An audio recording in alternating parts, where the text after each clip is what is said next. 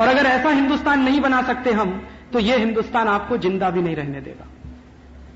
वो आप भी सोच लीजिए इसके बारे में, क्योंकि ऐसी व्यवस्थाएं बहुत दिनों तक चलती नहीं हैं, जिन व्यवस्थाओं में 4-5 करोड़ लोगों के पास तो शायद हजारों करोड़ की प्रॉपर्टी और 96-97 करोड़ लोगों के पास कुछ भी नहीं इस देश में। यह व्यवस्था बहुत दिन नहीं चल सकती और वो चलेगी नहीं, वो टूटती जा रही है। और यह व्यवस्था के टूटने के कुछ बड़े कारण हैं। उनमें से एक बड़ा कारण है हमारे हिंदुस्तान में जो मॉडल हमने बनाया है डेवलपमेंट का, वो सारा का सारा मॉडल उधार का है। अमेरिका से कुछ उधार ले लिया, यूरोप से कुछ उधार ले लिया, दुनिया भर के देशों से उधार लेकर हमने हमारा डेवलपमेंट का मॉडल बना लिया। और इस डेवलपमेंट के मॉडल में हमारा उद्देश्य क्या है? हमारा उद्देश्य है कि पर कैपिटा इनकम बढ़ती है कि नहीं बढ़ती। हमारा उससे भी बड़ा आज का उद्देश्य यह हो गया है कि इस डेवलपमेंट के मॉडल में पर कैपिटा कंजम्पशन बढ़ता है कि नहीं बढ़ता। अभी तो वो इनकम को बाजू में रख के पर कैपिटा कंजम्पशन बढ़ाने की बात होती है। अमेरिका और यूरोप में जो डेवलपमेंट का मॉडल है उसमें पर कैपिटा कंजम्पशन की बात है, उसी को पूरी तरह से हमने डिट्टो फॉलो कर लिया। अब पर कैपिटा कंजम्पशन बढ़ाने के लिए हम कभी भी ये नहीं सोच पाते कि जब 50 करोड़ लोगों को जिंदगी जीने के लिए न्यूनतम सुविधाएं नहीं मिलेंगी तो कैसे पर कैपिटा कंजम्पशन आप बढ़ाएंगे इस देश का। अगर उनकी जिंदगी चलाने के लिए न्यूनतम जरूरतें पूरी हो सकती हैं तब तो पर कैपिटा कंजम्पशन की बात हम कर सकते हैं। यहां तो कुछ भी नहीं है। यूरोप और अमेरिका ने यह पर कैपिटा कंजम्पशन का जो मॉडल बनाया है उसके पीछे एक बड़ी विशेषता है। उसको अगर हम समझ लें तो शायद कुछ चीजें समझ में आने लगेंगी। और यही कह के मैं ये व्याख्यान पूरा करना चाहता हूं कि जिस यूरोप और अमेरिका ने यह पर कैपिटा कंजम्पशन का मॉडल बनाया है उनकी इकोनॉमी की कुछ मान्यताएं हैं। और उनकी इकोनॉमी की जो मान्यताएं हैं, वो इकोनॉमी की जो मान्यताएं हैं वो सोसाइटी में से निकली। उनकी अपनी कुछ सोशल मान्यताएं भी हैं, उनके समाज की भी अपनी मान्यताएं हैं। जैसे यूरोप और अमेरिका का समाज है वो ये कहता है कि पूरा का पूरा जो व्यक्ति है वो सुप्रीम है, बाकी दुनिया में जो कुछ भी है वो व्यक्ति के अधीन है।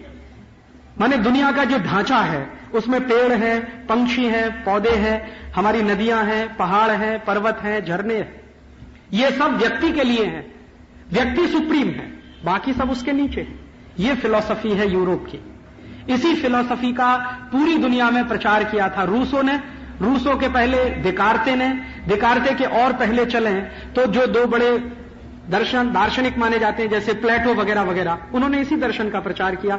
इस दर्शन में से क्या निकला? मनुष्य महत्व का है, बाकी सब उसके नीचे है। तो मनुष्य सुप्रीम है, बाकी सब उसके अधीन है। तो मनुष्य चाहे तो प्रकृति का भी नाश कर सकता है, मनुष्य चाहे तो दुनिया के दूसरे लोगों को गुलाम भी बना सकता है। तो दूसरों को गुलाम बना लेना वो पाप नहीं मानते, दूसरों को लूट लेना वो पाप नहीं मानते, दूसरों को सबसर्विएंट बना लेना में उनको कोई तकलीफ नहीं होती। इस मान्यता में से यूरोप बना, इसी मान्यता में से अमेरिका बना।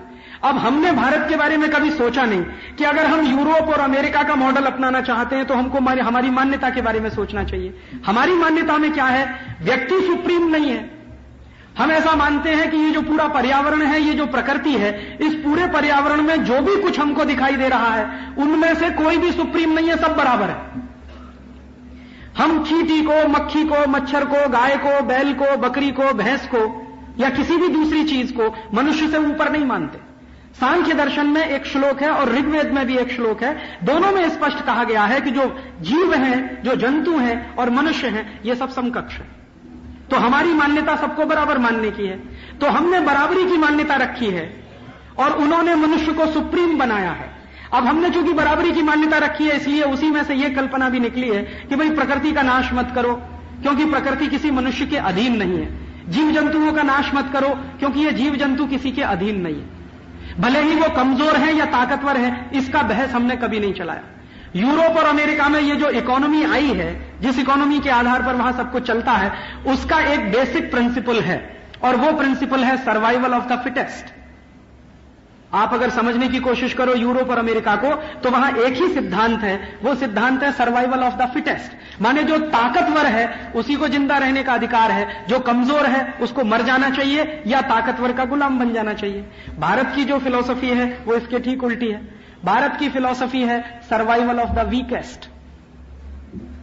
हमने जो फिलॉसफी बनाई है वो फिलॉसफी है सर्वाइवल ऑफ द वीकेस्ट।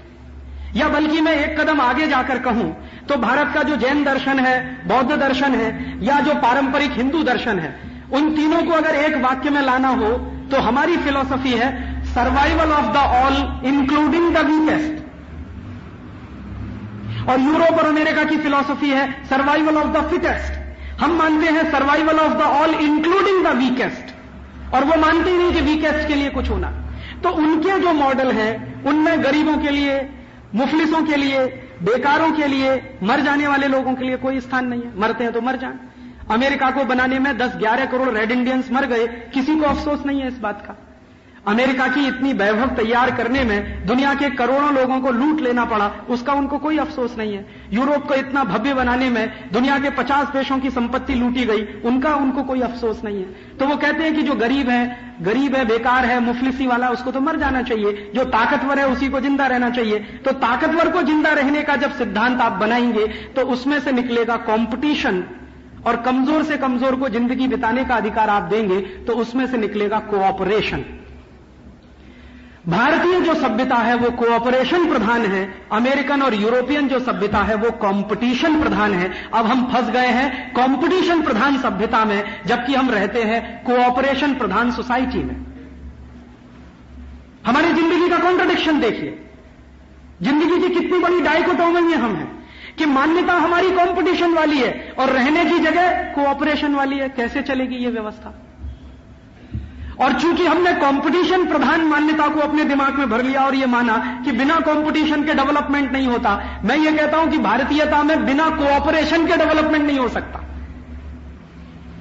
तो हमने क्या किया कि कंपटीशन प्रधान मान्यताओं की चीजों को, तकनीकी को और उनके संसाधनों को लेना शुरू किया और जबरदस्ती उसको कोऑपरेशन प्रधान सोसाइटी में इंप्लीमेंट करना शुरू किया। उसमें से ये निकला है जो आज हम देखते हैं कि 20 लाख लोगों के हाथ में मोबाइल फोन, 9 करोड़ लोगों के हाथ में भीख का कटोरा, 3-4 करोड़ लोगों के पास हजारों करोड़ की प्रॉपर्टी और 96-97 करोड़ लोगों को खाने के लिए भी नहीं। ये इसी में से निकला है।